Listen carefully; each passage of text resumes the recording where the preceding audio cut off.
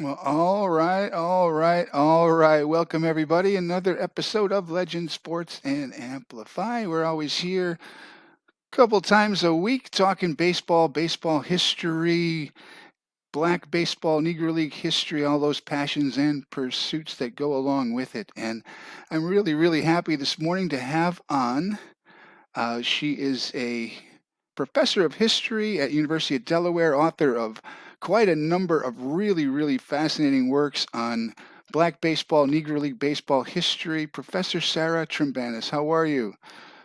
I'm great, Philip. It's wonderful to be here. Thank you for having me. Awesome. Thank you so much. I really appreciate your time talking through these topics. Before we got started, I mentioned why I was doing these because the context of baseball reference, Major League Baseball's announcements, and it's more than just statistics. There's, I know people like to see box scores and standings and everything like today, but that was not the way it was. And that's why I think your work is fascinating because not only does it go into some of that, but Mhm. also it provides, I think, a lot of context to the why. And that's what I think people, need to hear that end of it because it's not as simple. It's not as cut and dried as just going on a baseball field and hitting a ball. I mean, you wish it was, but Yeah. this is a whole nother world we're talking here. And I hope people, appreciate and can wrap their heads around,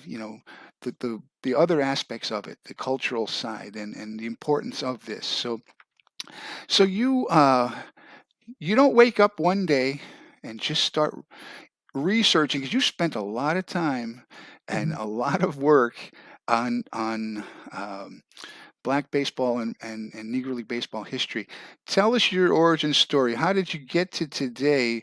Because it's got to be one heck of an interesting story. Oh, well, thank you. Yes, I mean, I hope it's an interesting story. I've always been a baseball fan. Baseball was my first love in terms of at least a spectator sport. So I grew up actually near Pittsburgh, going to Pirates games. The first game I ever went to, Nolan Ryan pitched in 1985, and I fell in love and admiration as at 8 with him, and had a real interest in understanding particularly baseball history, and really actually statistics were kind of the gateway into it, wanting to understand records and what they meant within their time period. And then when I went to graduate school, I had been working actually on the history of the eugenics movement. So my honors thesis in undergraduate and my master's thesis in graduate school were both on the American eugenics movement, and their connection with Marcus Garvey and the Black separatists. And when I was trying to figure out what I was going to do for my dissertation, the easy path would have been to continue on. And I can remember calling home and talking to my mom, and her saying, "You need to do something you truly love. A dissertation is Mhm. long. It's a real labor. You're going to be devoted to this, and it should be something that you truly love and that does not depress you, in the way that studying eugenics depresses you." And I started trying to think, and I thought, well, I love baseball, and I kind of started going through the courses that I had been taking towards my PhD and the reading lists, and started seeing all of these places where it felt like historians of the 20th century, especially of Black life, were talking around baseball. They were talking about communities where baseball had to be central in terms of labor, economic, social, Mhm. cultural life, but it wasn't there. And so I started to think that there was perhaps a way that I could look at baseball through those particularly a cultural lens, and add to that really rich conversation about Black life and identity at that time period, but to do it through the form of a sport that I have always loved. Mhm. Interesting. And you said you're from Pennsylvania originally? Actually, I'm from Eastern Ohio. I'm from a small steel town called Toronto, but Okay. Pittsburgh was the closest city with a Because baseball team. We were divided in my town between Pittsburgh and Cleveland, but Pittsburgh was closer. So, because there is an incredible history of the Negro Leagues running through Pittsburgh, and Yes. yeah, a lot of interesting stories, and part of Pittsburgh, obviously like the Crawfords and the Grays become the part of it. But the thing that I think is fascinating about the history is, and this is what we'll talk about your book, but it's more than just the stars and the teams that you know about. There was a whole world built, and it was built, specifically and kind of, brick by brick, right? To keep the movement going. It isn't just the stars, and that's why I think your book and the title of it, "The Setup Man," I think is perfect, because the table setters. That's the way I saw it. The people who came before the greats of the game and set the tone and allowed them to clean up, right? The cleanup hitter gets to clean up afterwards, and not to take anything away from the ones who did, but the ones who you don't hear about are important. So kind of like why I try to do that just about every day. The people that are the lesser known players and figures, because they have an important role in all of this, right? Absolutely. Absolutely. And it's sometimes hard. When we were talking before this, you mentioned Satchel Paige, and anytime you're looking at Negro League life, he sometimes sucks up all the oxygen, Hmm. all the press coverage. But then you find all of these other stories of athletes who were either incredibly significant and well known at their time, but because of the march of the passage of history and time, we just don't call to mind as quickly.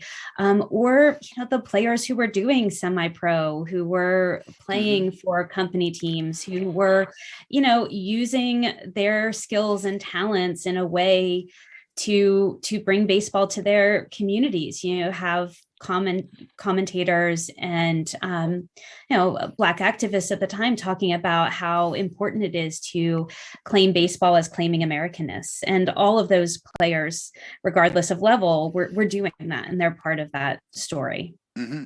And you just said it. The importance of baseball goes all the way down to not just the teams that are at the professional level, but the industrial league teams and the town ball teams and everything else. And it's been that way. It's changing now because there's so many other sports and other interests that people can have, and but baseball is always going to have a pretty major role. But back, prior to Jackie Robinson, even beyond, it was the sport. I mean, there was no other way. Kind of the reason why it became such a large part of the African American community, right? Because it provided not just entertainment, but there was a lot of economics involved there too, right?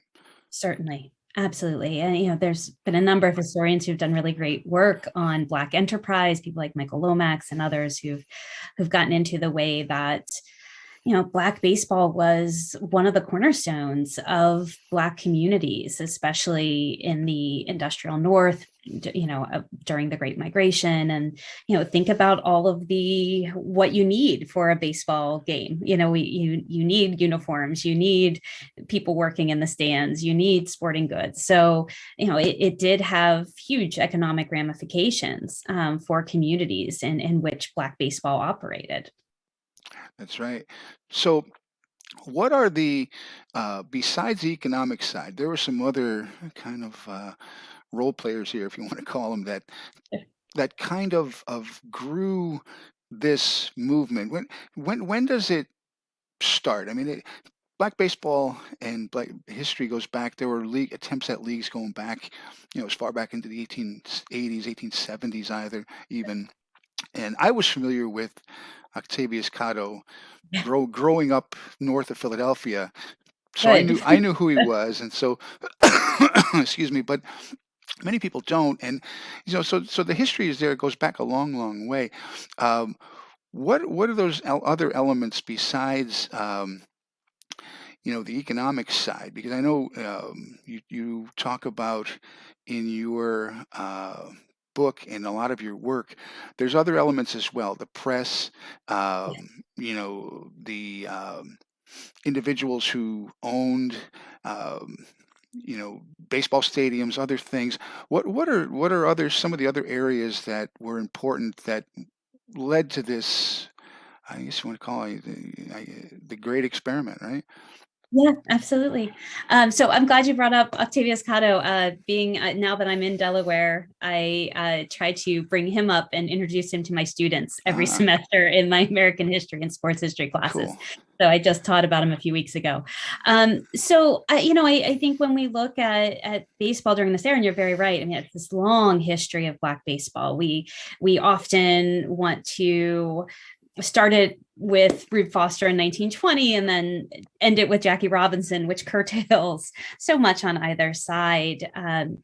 But I think it's really important to also think about the way in which baseball was just a part of the fabric of both ordinary Black life in these communities and kind of celebratory Black life. So often you have games that are being highlighted as part of Emancipation Day celebrations, as part of Decoration Day celebrations, as part of Fourth of July celebrations, that for many African Americans attending when they lived in those cities where it was possible, attending a professional Black baseball game during a holiday was part of how you commemorated, how you celebrated, how you met with friends and family. And ritual and festivity is really a important part of our country and how we identify and see ourselves. And that was very much part of the case for Black baseball. You also have, of course, the ways in which, as you mentioned, the Black press, that the promotion of the game, the ways in which you don't have to look very hard to see the ways in which Black sports writers saw Black baseball as an opportunity to further the cause of civil rights. Right. It's pretty direct. It's not subtext in a lot of ways. They see the very public display of Black athleticism in front of tons of spectators, that this is a crucial part of the case that they are making for Black civil rights. One of the things that I find fascinating about that, since you're talking about the press, is, there's oftentimes I've had discussions with people or I've read various things that people have said. And a lot of time, and in these conversations with authors, it's been an interesting point because how many of these stories are about some of these players are bigger than life? They're Mhm. kind of Yes. done in a way that you go, really? I mean, and we all know, right? I mean, the Satchel Paige, the story about Cool Papa Bell was so fast he can get in bed Yes. before the light went up, that kind of thing. But there was a reason for that, right? And it's an interesting one. Yes, absolutely. And I'm giggling because the last time I was in Kansas City, we were staying in a hotel, and I swear I'm not lying. I went to flip a switch, and there was a delay, and my entire family we had thought, well, Cool Papa Bell moment, Papa's right? here, yeah.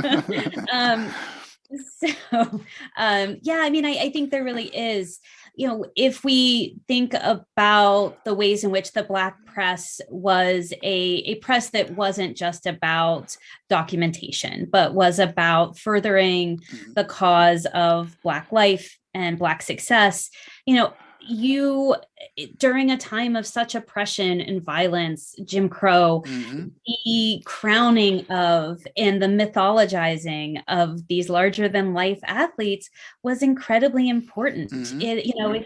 If you have Babe Ruth calling a shot, then why can't you have Josh Gibson hitting a home run from Pittsburgh to Philly, or the reverse? I always get it mixed up. Mhm, The desire and the need to create kind of modern secular heroes out of our athletes is something we still often do, and even more significant for a community and a set of communities who are being oppressed in so many ways. mhm. And yeah, I mean it's an important point that I think needs to always be remembered. Uh, are there things still going on today? Yes, but imagine trying to negotiate life. 100-ish or so years ago, with those, confined by Jim Crow and separate but equal and all these other things. And this was a way to kind of resist, right? That's what you talk about in Yeah, your book. absolutely. I very much think it was a way to resist, by creating these heroes, creating these stories, having a lore and a mythology that you could celebrate. That is something that is heartening, to a community, especially a community that is worried in the same way the players were, about the basics of just trying to travel and be Hmm. mobile within a society where, municipality be a municipality, the rules changed. You read about these players in the Negro Leagues who, were never the big star names, but they talk about, black baseball as being part of their great migration story, and realizing when they're traveling that they knew the rules in their town, but now they were afraid. What could they do, what couldn't they do, not knowing, what was acceptable and what could get them arrested or shot or attacked. And that constant and ever-present danger makes the valorization of the kind of stars and celebrities of the sporting world Hmm. even more important. They were, the black baseball fans were incredibly aware of the danger that black baseball players were in, just traveling from game to game. Hmm. So then being able to cheer and celebrate otherworldly achievements is even more meaningful. And it's interesting about the press, right? Because there are so many, Sam Lacey and others who kept that narrative going during the whole Jackie Robinson. But it goes back to even prior to that, right? I mean, because I think for a long time, if you want to call it the white press, the major Yeah. newspapers were in many cases, and a good example to me, I'm always fascinated by this one. I mean, the Bible of sports back in these, we're talking 100 years, and it still has significance, but the sporting news, Yes. the gatekeepers, the people, the commissioner of baseball at the time, Kennesaw Mountain Landis, were actively, um, I, I don't want to say undermining, but yeah, in a way they were the Yeah. whole notion of African Americans playing, and it's Latinos as well, because if you had dark skin, it Yes. didn't matter. Um, in being able to play in white sport, I mean, those types of things. So as kind of a counter to that, that was Yeah. kind of what the African American newspapers had to do, right, in order to Yes. kind of give them like you pointed out, a kind of a more level playing field and a way to push back against that, right? Absolutely. If you're shut out, right, of the white press, or the few mentions that are there are derogatory, and are dismissing you, as I actually point out a lot in my book, often the references you read in the white press are of sandlot baseball, sandlotters, Yeah, unorganized baseball. If all of gonna hurt the themselves playing. I mean, oh my God, some of the ones I've read, it's like, come on. Yeah, it's terrible. It's so unfair and unreasonable. And but when that is what you see day in and day out from the if you're the Chicago Defender, if that's what's going on in the white Chicago papers, you want to correct the narrative, right? You want to counter the the columns. You want to kind of Hmm.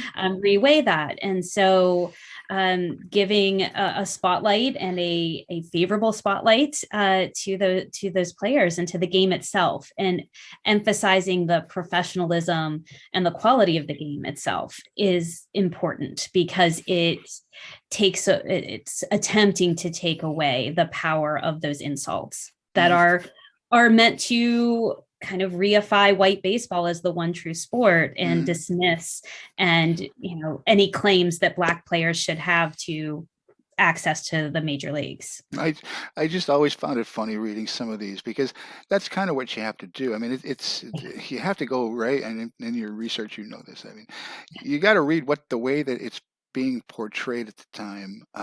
And you read some of the newspapers, and oftentimes the Negro Leagues, like baseball, are portrayed as, kind of disorganized, and look at their leagues can't stay together. Of course, they had everything pushed back against them Right. to not succeed, right? But Right. then at the same time, they're portraying the and I hate to, I hate to use the term white leagues, but that's what they were Yeah, no, at the time, as being this, like, you know s- superbly organized, very pastoral yeah, gentleman's game, and it wasn't that at all. I I mean, know. it's why they brought in Kennesaw Mountain Landis to clean up the gambling problems Yep. that were going on, and it was a rough sport.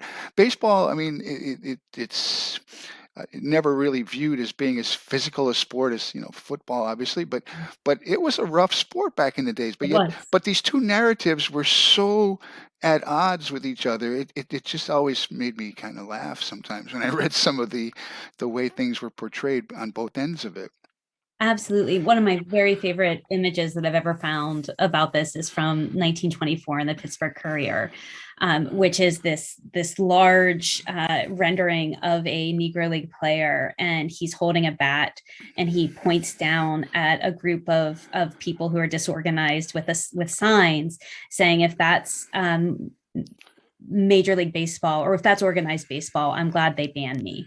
And it's mentions of all of the gambling scandals that were still going on post Landis, and pointing out the hypocrisy of these arguments that white major leagues had some sort of character clause that was the only reason that black players weren't being permitted in, and demonstrating that hypocrisy in just one panel in the Courier.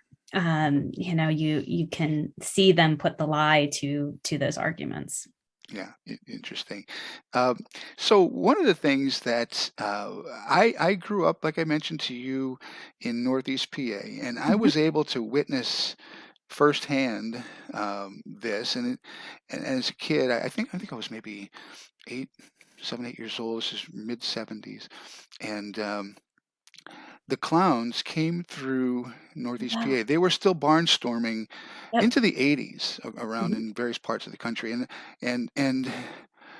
I don't even remember much of the game. Like I said, I was probably 8 or 10 years old. I just know I went because there was also another, kind of an exhibition type of match that was set up that was played there. But one of those things about it, because of the way the game was played, many people got the impression that that's the way all of black baseball was. They were just a clown show, a minstrel show, and it kind of put that into everything was it was applied to everything that came before it, and it just wasn't true. But there was a role to that, right? I mean, Yes. tell us a little bit about why. One of the things you got to tell me this, but you don't have to do it yet. But why there were so many teams named Giants and Clowns? Okay. So, I mean, the clowning teams, I will say, were always, uh, you know, outliers. They weren't the vast Hmm. majority, as you Exactly. mentioned, of the teams. They were, more akin and came from the same, foundation as the Harlem Globetrotters. Hmm. So, where that's always what they were Oh. meant to be: entertainment, athletic entertainment.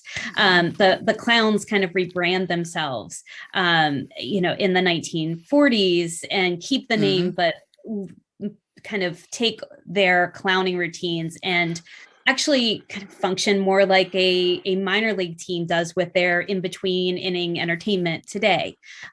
So they, kind of put it off to the side a little bit because of some pressure from black spectators and the black press. But I think they're really important, because one, they speak to the ways in which often, black baseball was employing African imagery, tricksterism. Some of players who participated argued that, this was the ultimate joke in a society in which they were not given full rights, was to draw white spectators in to watch them perform a show that they assumed was something authentic and that they could laugh at, but then the people walking home with the money in their pockets were those Black performers, Mhm. and that they were kind of getting one over on the white spectators. So they were important in that way. And I would also argue, it's similar as to what Satchel Paige was sometimes doing to just bring in audiences and to bring in spectators and to get the word out when they were barnstorming and traveling, is that it takes incredible skill. Mhm. It takes immense athletic skill to do these tricks, to play shadow ball, to, do the things with a baseball and a bat that they could do. That's, extraordinary physical capacity and training. And to dismiss them as a sideshow act, really diminishes the ways in which their performances were skilled. There was good baseball being played, and that for at least some of the players it was a way to profit in a system that otherwise would not allow them to. Interesting. And I just always find it. It's like what we're talking about, the little bit of hypocrisy going on here, the way narratives were sometimes being built and still are continued. I grew up watching Max Patkin, the Clown Prince of Baseball. I mean, Yeah. why was that not applied to? Oh well, all baseball must be like that because Max Patkin is a clown. I don't. It just doesn't make any sense the way. And again, I guess it all comes down to who is telling the story, who has the narratives, and Absolutely. how they want to shape it. And like I said, for the longest time, the people who had the keys to the kingdom had all of that in their control, and they were pushing a narrative that maybe wasn't going to be as favorable to these leagues and African Yeah. Americans in general. So yeah, it's a shame. I just I don't know how many times. I mean, I wake up thinking about this. What am I going to what am I going to put out? Who am I going to focus? I have a database of hundreds of thousands of players, and I try to Sure. try to pick one that you know to put something out on them. But I always think of how did this happen? How could this have been allowed to happen for all these years? And I guess it's a testament to how they were able to overcome it and Yes. continue on. And that's really the story out of this. I think that is important as well as whatever other baseball stories are part of it. Yes. Absolutely. Absolutely. Yeah. When you were speaking, I was also just, the kind of question of why is this what sticks with us? Hmm. And I wonder how much of it is the ways in which Black baseball was pretty quickly abandoned, in 47, 48, 49, and became a kind of, feeder for white major league, sending stars to white major leagues. And so the longer history that's further back kind of gets eliminated, and then the team that does kind of survive as this demonstration show, the clowns, that kind of Right. congeals in our head as that must be what everything was beforehand, instead of really thinking through, no, it was Buck Leonard, it was it was a different kind of game. I know quite a number of people who that was the way they thought, and it really made no sense because no, not you can't apply an entire sport based on one thing that you happen to see. I went to the Globetrotters, so the NBA must be like that. It does Yes, it just exactly. it just doesn't it just doesn't make any sense. Yeah. So you pointed out there were four areas I think that you talk about in your book that were important. Can you walk us through what they are? Okay, sure. So I really focused, I was particularly interested because there have been so many incredible historians who have so ably documented so much of the institutional history and the Hmm. team histories of the Negro Leagues. I was interested in that cultural aspect of it. So I looked at space, the ways in which baseball, Black baseball, utilize both their own Black spaces and rented white spaces, and I included within that kind of transportation and access to their own transportation spaces. I looked at naming and nicknaming. So that gets to your question. We can talk Mm, about a little bit about the yeah. Giants.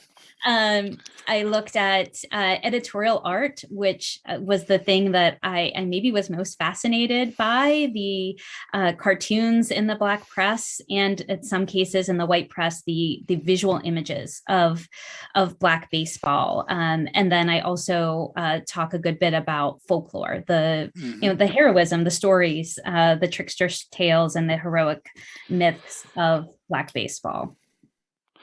And they're all important. And, the story one to me, I don't know how many times I've had this discussion or have had it come up, where there's pushback many times, like I said, because people want to maybe look at embellishment. Is there Yeah, embellishment there? That kind of thing. Um, there is. there is, yes, but but as you talked about, there's a reason for that. But Yes. but the stories are still important to give, I think, the context, because as you know, probably in your research and in talking to other researchers, there's still so much more in the way of statistics to Yes. be compiled and organized and analyzed and looked at, because and so until then you've got to use the stories, I think, Yes. as part of another kind of, if you're going to triangulate Yeah. something, you've got to have more than one viewpoint and way to look at it. And I think the stories are still important. Is it Josh Gibson hit 900 home runs? He probably did. He probably hit more than that. I mean, in all the barnstorming games that these guys Yeah. did. But Yes. is it important? Yeah, I think the stories are important. So what's your favorite? You talked about the tricksters, kind of the folklore of what's your favorite story when it comes Yeah. to the folklore? Oh boy. Because there's a lot that I really like. The most famous one, that was actually the Jack Johnson story, but that got Ah, told like 8 times in 8 different ways about Satchel Paige, is the famous story that in the 1930s, telling Satchel Paige was driving through Georgia in a very fast car, and he always had a beautiful car. Driving very quickly, gets pulled over. He is told that he is speeding, and that it's a $25 fine in some of the tellings. And so Satch hands over a 50 and says, "Keep the change. I'm coming back this way tomorrow." Um, which was originally told about Jack Johnson, was told multiple times in multiple iterations about Satchel Paige. But it's in some ways the ultimate trickster tale. It's a reason it gets repeated, right? mhm. It takes Interesting. a situation in which a Black man who is a celebrity in some worlds and contexts, who is incredibly vulnerable because he's in the South. He is alone in a car with usually in the always in the telling, a white sheriff, and that's where so many of these stories for ordinary Black folks would have gone really, really wrong. Mhm. But in this telling, he gets the last laugh. He is the one who is able to easily give that 50 and zoom off. And so it allows people who hear it to imagine themselves getting out of that scrape, and to see him again, as we've been talking about, as this hero, right? As this person who, for whom, those dangers and threats are more easily navigated. So it's Interesting. one story I always really like. I'm also, I will say, partial to all the stories about the people who are told by whatever major leaguer that they if they just go to insert Spanish speaking country here and learn the language for 6 months, they can come back and they'll be signed for an enormous, huge amount of money, and pass as Cuban or pass as Mexican and be able to play in the major leagues. Hmm. Some of those you can take apart really quickly. I think the Larry Brown version of that, he says it was Ty Cobb who said it to him. And Larry Brown would have had to have been 5 for the story to have made sense, which is unlikely that Ty Cobb was, recruiting 5-year-old African American children for the major leagues. But I always find that one because, again, it's about worth, right? Hmm. Absent the color line, what is this person's talent worth? And it is worth as much as any superstar in the white leagues at the time. Yeah, and that's really the important thing to take out of it. Yes, you're right. There are probably you could probably dig through and find dozens of stories. Certainly with John McGraw's hands in a lot of Yes, those talking about most that, of but them. Yeah. stories about John Donaldson was made that same offer, and Uh-huh. you wonder, and they very well may have Yes. been made that offer, Yeah. um, and that's kind of the drip drip, of all this, right? There's kind of this haze that's clearing. There's more data and more things being certainly shared and found about the history of the Negro Leagues in black baseball. But there's always that constant drip drip of, yes, in not just the black press, but white newspapers, towns across the country, that these guys were good enough, and they were good enough for a long, long time. And the only reason that they weren't able to play was because of the color of their skin. Bottom line, Yeah. And that's yeah. where the important thing in these stories, regardless of their embellishments, Hmm. there's a truth there at the core, right? Right. That it is more easily transmissible because of the embellishments, but at the heart is that truism of the hypocrisy of the color line, of the danger of law enforcement for Black travelers. Like the core of these stories, there's a real truth, and that's why they pass on. Hmm. So you just mentioned that it's an important point where you just said after 1947, the Negro Leagues begin this Yeah. kind of downbound train track, Yes.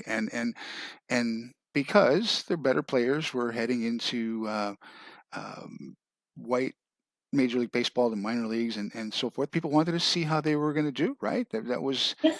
that's yeah, everybody thinks that's and for those enterprises, obviously that was a telling thing. They all how many that ended up going shortly out of business after that, but that was the importance of it, right? Not Yes. at this point how they were doing as players. How were they doing on the field against the white major leaguers, right? Yes, well, and you have decades then of those stories, of those tales that if we just get a chance, Hmm. right? If Satchel Paige and Dizzy Dean had been able to play together, they would have wrapped up Boy. the pennant by the 4th of July and gone fishing. Hmm. Now finally these players get the chance to show that, to demonstrate that all of those legends, all of those arguments were valid, that they would succeed in a mostly white for a very long time major league. Yeah, and there was no surprise that the teams that got in on it fast Yeah. and integrated, and maybe, I mean, there were still the quote unquote the quotas, right? You're only Yes. gonna have a couple of them, but the teams that got into that were successful. And look at how many rookies of the year and award winners, Yes. Cy Young award winners, and MVPs that came out of Latin and the Yeah. Negro leagues all the way into the 60s. I mean, it's no anybody who thinks that the talent wasn't there. Right. Boy, oh boy, and They must not have read about Willie Mays, right? right, I mean, and yeah. and it's interesting because no one, and this has been brought up in a bunch of conversations, no one's saying that every single Negro League player was Oh going to be no. a major leaguer. No, it's just like any other sport. But at the same token, you have your stars, you have your better than average, average, and below average Yes. players. But by the same token, look at what it was saying all those years about Major League Baseball, the American League and Yes. National League. That meant that there was a big chunk of players that were in Major League Baseball that weren't major leaguers. No, they would never have made the team if they would have had to compete against Exactly. Goofy Joe Williams. The fourth starter would never have been there. Exactly. The third starter would probably not have been there. Yeah, no, and it's something that everybody wants to say. Oh, yeah, you can't put all these guys into the record book. Why not? There was already hundreds, if not thousands, of players who were playing in Major League Baseball all those years, Yeah. 100 years almost, 80 years. That if there was a integrated baseball from the beginning, how many of those guys never would have made it that far? Oh, A lot of it has to do with opportunity, right? I mean, yeah, what organization you're in, do you get on the field? Do you have the right mentorship, that kind of thing?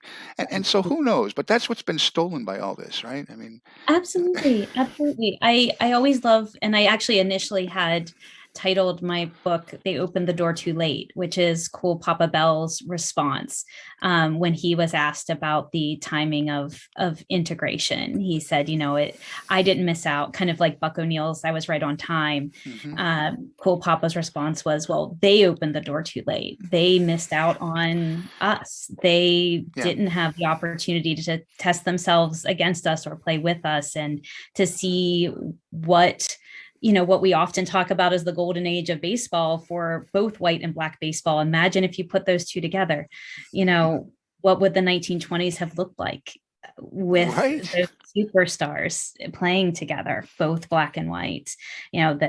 From Cole Papa Bell's perspective, they opened the door too late. hmm You know, the as a baseball fan and history kind of guy, I'm always fascinated by the the way statistics and standings and teams track over the course of history. And there's so many things that go into it. Comparing eras is almost impossible because you've got rule changes and equipment changes, and they had a spitball, they banned the spitball. I mean, they were so many things, so many things. And so the arguments can go on forever as to can a player today have played back then and vice versa, right? But Yes. I think to me the biggest impact on the sport was until integration, Mhm. because you were missing who Yes. knows what percentage of Right. players, and that could have changed the game, changed the record books, and it's a shame that it happened. But Yes, I can't agree more. And I will say, I have a 13-year-old son who plays baseball, and he, in the past year, has started with a lot of, "Well, Mom, who do you think was better?" And will give me two athletes from two different eras. And you can't ask a historian that. It's very, he gets a, very long answer that never gives him an answer. But it's tempting to want to be able to solve those, but particularly for the segregation era, there is just it even makes it even more complicated in addition to rule changes and play changes, everything else, just knowing how many people were shut out of the game, yeah, it just it's it makes incredible, it. right? Yeah. The So now Jackie Robinson comes along, and this is something Mhm. to me that's always fascinated me, right? And I started on it, and then I got on something else.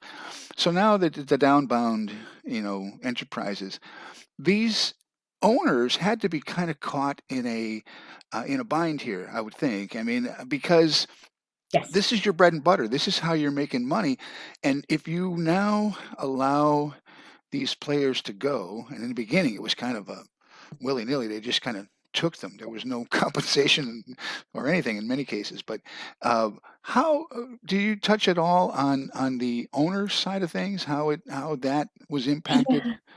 Yeah, a little bit. I don't get into a great deal. I know that actually, and I think you've had him on, Luke Eplin's book, hmm Our Team, is fantastic in getting into some of those issues, particularly with the person I talk about a little bit in my book, F. Manley, hmm and her insistence on compensation for those contracts for players who were signed. And it's incredibly complicated for those owners, and they have so much working against them. One, you have, as we've mentioned, this really successful PR campaign for decades saying that the Negro Leagues are unorganized, that they're not a real league, that they aren't professional. So then why should a white owner compensate someone who's claiming a Black player to be signed. There's, all of this work that had already kind of been done Hmm. to stack the deck against them. And then there's the pressure from Black fans, the Black press, that this is a huge leap forward for civil rights. And what does it mean to stand in the way? You Hmm. want to be, of course, as an owner, compensated, and FM Manly fought hard for it.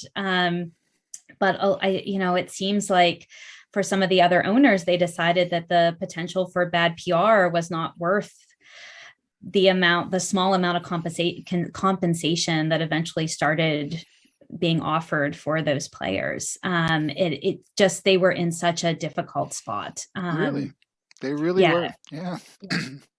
You want something to succeed, but at the same time, yeah, you're kind of putting yourself it's your out of business, it's business. your Yeah. livelihood. Yeah, Yeah. and they're taking your superstar. So who's bringing spectators, and what do you do if you want to keep spectators coming and not have them angry at you? You kind of need to let him go. But then Hmm. what does that mean for you long term? And we know what that means. They It's faded away. so wait. So before I forget though, tell us about Giants. Oh, sure. So, I mean, my argument is just that, the Giants, it was so common. I would sit and go through papers in Chicago and magazines in Chicago in the 19 teens and 1920s, and it would just be Giants, Giants, Giants. Yeah. And it seems to have been a way to, eventually, with the prominence of Rube Foster and the Chicago American Giants, and before that the Leland Giants, a way to connect with one of the more successful and prominent teams, right? Hmm. And then it becomes, in a way that I think Cubans does as well, a shorthand, so that if you see an advertisement for the Giants, then well, this is a Black team. Interesting. Some teams end up being the Black Barons or the Black whatever, and put it directly in the name. But in the 1920s in particular, it seems, and maybe even a little before, it seems to have been an easy shorthand, coming out of, in some of the very early teams, 1880s, you start to see the name Giants Hmm. emerge, and then it just kind of builds on itself over time. Interesting, because a lot of people that I have talked to, they think that it comes from the fact that the New York Giants were a popular team, and I'm like, no, Yes, no, that's true to some extent, but it predates that. it does predate that. Yeah, I mean, the Cuban ex Giants predate that, and and we see that name carrying on well before the New York Giants prominence. So, but I've heard that as well, as a way to connect with, that franchise. I counted up one time. I can go back and find it. It is an incredible number. It's It is so many. like over 100, I think, that Yes. teams from all over the place that used from you know, like you said, the ex Giants, the Cuban ex Giants, Leland Giants, American Giants, the original Cuban Giants. Yes, There's yeah. so many of them that used it, and yeah, it's I mean, it's a historical nickname, I and think yeah. Buck O'Neill quips at one point that he played for like 3 or 5 different Giants teams during his career. His career. It was a pretty common occurrence. I'm a cool Papa Bell guy. I mean, I just his career and the type of play, and Yes. I've always just he's been my favorite player. Who's your you have a favorite? Oh goodness. I also share quite an affinity for Cool Papa Bell. I love the stories. I love that quote, which was my Hmm. dissertation quote. Yeah. They opened the door too late. Hmm. So I've always been a big fan of his. Yeah, I'm trying to think. Smokey Joe Williams, Ah, his yeah. speed, the fact that he just doesn't get as much mention, as Satchel Paige, as Buck Leonard. I think people who are really into Negro League history talk about him a lot, but I think he gets missed, and shouldn't. When you go back and you read coverage from the 20s, the way in which he was celebrated as the Black pitcher is just extraordinary. Hmm. So he's Absolutely. definitely up there. Absolutely. We mentioned it before, but if before I another one of these things, I get off on something else, and I you talked about the word sandlot. Mhm. Why, you know, I most people I think are going to think about the movie The Sandlot, right? Yes, With kids which playing on is the great. Sandlot. Why was that used as a kind of a derogatory term for black baseball, playing on the Sandlot? Right. So one, it connects with, this idea that a sandlot game is a pickup game, right? Ah, It's yeah. it's playing in the street. It's a lack of rules or organization. It's just whoever's around. It is certainly isn't professional. I think it also reinforces the ways in which, during that time period, African American men were denied their manhood. They were, derogatorily referred to as boys, and it reduces them to children playing a pickup game in Hmm. undeveloped facilities or no facilities at all without the proper equipment. It makes it seem like they are playing a much lesser, less advanced version of the game. And so it's a way, in just that one word, to completely Interesting. dismiss the training, the professionalism, the organization, all of the years of work of the Negro Leagues. It dismisses it so quickly, and allows white major leaguers and the press who covers them to kind of reinforce in the minds of readers why there is a color line. Because on one hand you have white Major League Baseball, and on the other hand you just have a bunch of sandlotters. Hmm. I think it's was incredibly damaging. So your book, The Setup Men, Mhm. came out in what year? Is it 2014? Is that right? What have you been doing since then? You working on anything else? Um, yes, but well, I will answer this in a longer story than I should. I It's okay. intended, when I finished this, I had wanted to do my next project on the editorial cartoonists. I was really interested because I used so much of their work. So I wanted to look at those members of the Black press who were working on editorial cartoons, Ah. in terms of sport. But I got a bit sidetracked, as I think sometimes academics do, in that I was teaching a course where I was using 1950s television, to talk about the 1950s and gender with my students, and got really interested in sitcoms from that era and the depiction of teenage girls. So I'm blaming my students, and so I have been working on that. I published an article about the ways in which they kind of talk about eating and body image in 50s sitcoms in terms of teenage girls. I'm working on a longer manuscript. So I've kind of gone off on a little bit. I'm interested. I think the through line is it's about culture and identity, and how that's shaped through mass entertainment. And so I'm hoping, once this wraps up, to get back to that original idea. So I'm starting to see a little bit of a light at the end of the tunnel of getting this manuscript put together and out. Cool. Uh, Before we got started, I asked you this question, but Mhm. how did you go about researching Yeah. for your dissertation and the book? Yeah, so a lot of, at the time, microfilm work. Things since then have been digitized, but I spent many, many hours reading through the Chicago Defender, Hmm. and the Pittsburgh Courier on microfilm. I was incredibly fortunate that my graduate institution, the College of William and Mary, had a full extant physical set of copies of Half Century magazine, which Oh, was a really fascinating magazine that published 19 teens and 1920s, based in Chicago, that was aimed at a kind of Black middle class audience, but covered sports, and covered a lot of Rube Foster and a lot of Chicago sports. So interesting. I was able to just sit and go through page after page and issue after issue of that magazine. What did they have in that? Was it feature stories? What type of Yeah, information did it have? A little bit of both. They often had, most issues had a little column of kind of sporting news, but then they would also do features at times on players. Yeah, it really varied, but there was something in almost every issue. It's actually where I first saw, because it was one of the first sources I really started digging Interesting. into, how concerned they were about travel arrangements. A lot of the columns about Ah. sports were kind of blow by blow of travel itineraries for a team, and how things were Oh, going. wow.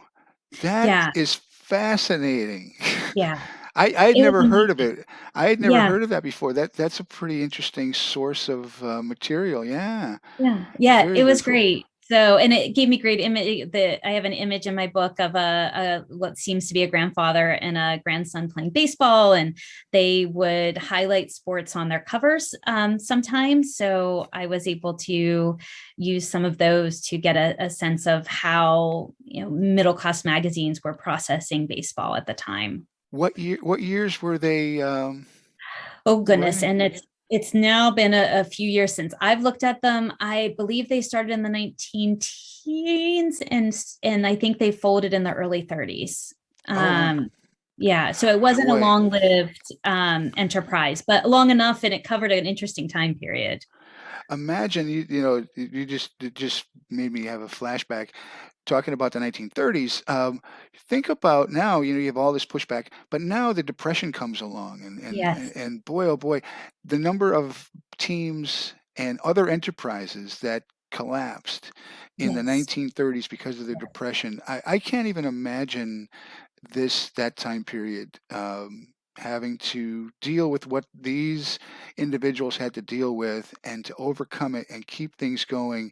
It's pretty impressive stuff. I mean, to me, that's the story of the Negro yeah, Leagues, is just the perseverance absolutely. and overcoming, and as you pointed out in your book, the theme, the resistance to what was going on in a way that, you know, you still had, I guess, be careful, right? Yes. How you resisted. Yes, yes.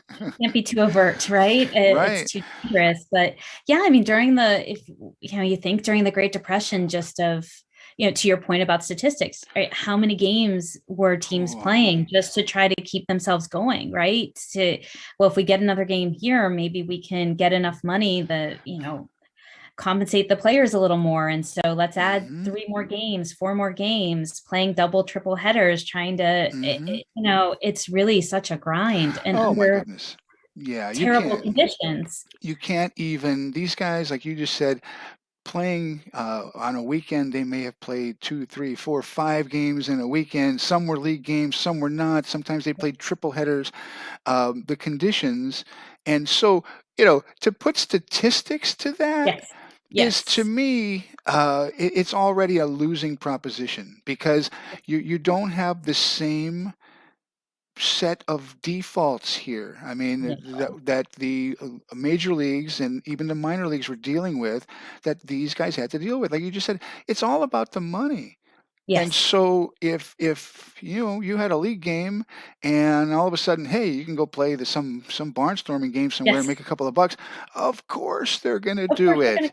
go. And Yeah. so in some of those games, now that they've played 2 and 3 in a day, are they playing at the level that they can, like the Right. players are today? Yeah. No, no, Of course. there is no calculation in the world that can be equated to No. the Negro Leagues, because it's a world by itself. And when it comes to what they had to deal with, how they had to deal with Yes. the circumstances, it's very difficult. Let's just put it that way. I So mean, how do you measure performance in a league game if you've been on the road for 10 days, it just sleeping on a bus, that and makes me roll my eyes sometimes. yeah, I how do just it's the oh 10th game in 6 days. How do you then take that mhm. statistic and measure it against someone not Right. under those conditions? Exactly. I just, like I said, I sometimes I see them, and it's nice that you make the effort, but Yeah. it's not, it's apples and oranges here, and in many cases, and so, Yes. and that's the thing, right? There's always going to be that discussion, and that's why your book, I think, like I said, I think it's awesome. Hats off to you for the Okay. fact that you're making the effort on top of to put this in all in context on top of the baseball story, because it's Mhm. the baseball story is part of it, It but it is. is a larger effort for a long time that was going on, and I think it's great. You gonna write any more baseball down the road or no? Yeah, I hope to. I really do hope after I get through with this current project to turn back to it. It's something I've missed being immersed Mhm. in. So that's very much on the agenda moving forward. I love hearing how people get to be baseball fans, and it just kind of gets in your blood, right? I mean, Yes. it's something that I've been since I could walk, and it's just been hearing stories as a kid from my grandparents and Yes. my great. I never got to see him play. I was too young when he passed away. Both my grandparents, my grandfathers died before they were 50. They worked in the coal mines up in Oh, Pennsylvania, so sure. Yeah, it was a rough that was a rough profession. that was a But hard life. Yeah. from what I have seen pictures, I mean, he played kind of semi-pro ball up there, as Mhm. everybody kind of did, and Yep. so it's been part of America's It has. culture for a long time. And it's been an important part, and like I said, your work to tie that to a greater cause. It was more than just baseball that these guys were playing for. So appreciate your work. Thank you. Appreciate your time. This was a lot of fun. It's very interesting. And anytime you got something new you're working on down the road, just let me know. We'd love to talk to you about it. We absolutely would, or sorry, absolutely will. After an hour, I guess I'm losing words, but this has been such a joy. I've really Good, enjoyed the talk. good. I'm glad. I appreciate your time. Don't sign off. I'm going to sign us off, and Okay, great. you be careful, be safe, and talk to you soon.